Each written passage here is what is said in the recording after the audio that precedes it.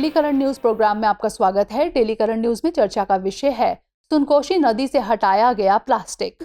हाल ही में नेपाल में सुनकोशी नदी के सफाई अभियान में 36 घंटे में 24,575 किलोग्राम प्लास्टिक को हटाया गया है। यह अभियान प्लीज यानी दक्षिण एशिया का प्लास्टिक मुक्त नदियां और समुद्र कार्यक्रम के तहत नेपाल के गोलांजोर ग्रामीण नगर पालिका में प्रोजेक्ट कैप नदियों में प्लास्टिक रिसाव को रोकने के लिए सहयोगी दृष्टिकोण के अंतर्गत चलाया गया। प्रोजेक्ट कैप ने नए लैंडफिल साइट का रास्ता खोलने और प्लास्टिक अपशिष्ट हॉटस्पॉट में अपशिष्ट का प्रबंधन करने में मदद की है।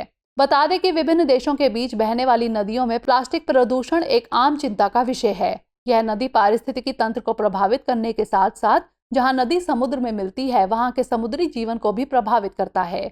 अब बात कर लेते हैं सुनकोशी नदी के बारे में। सोने की नदी नाम से जानी जाने वाली यह नदी पूर्व मध्य नेपाल में मिलने वाली 7 यानी सप्त नदियों द्वारा निर्मित कोशी या सप्तकोशी नदी प्रणाली का हिस्सा है। इस नदी का जल स्रोत तिब्बत में स्थित झांगजांगबो ग्लेशियर है। यह सप्तकोशी नदी के साथ मिलकर भारत में बिहार के कटिहार जिले में गंगा नदी में मिल जाती है, जो कि अंत में बांग्लादेश से होते हुए बंगाल की खाड़ी में समुद्र में मिल जाती है।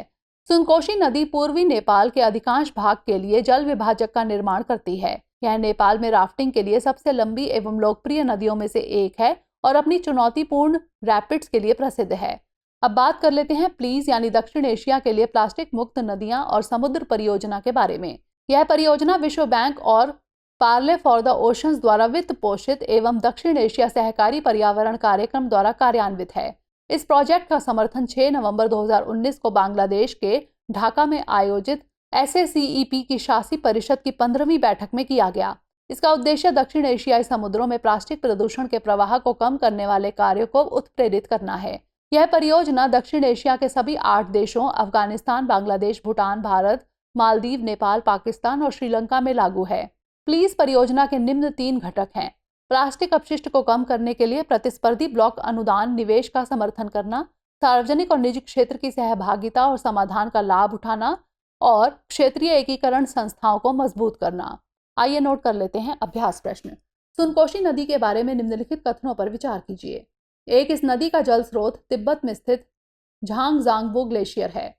2. यह सप्तकोशी नदी की सहायक नदी है। उपरोक्त में से कौन सा यहाँ से कथन सही है या फिर है?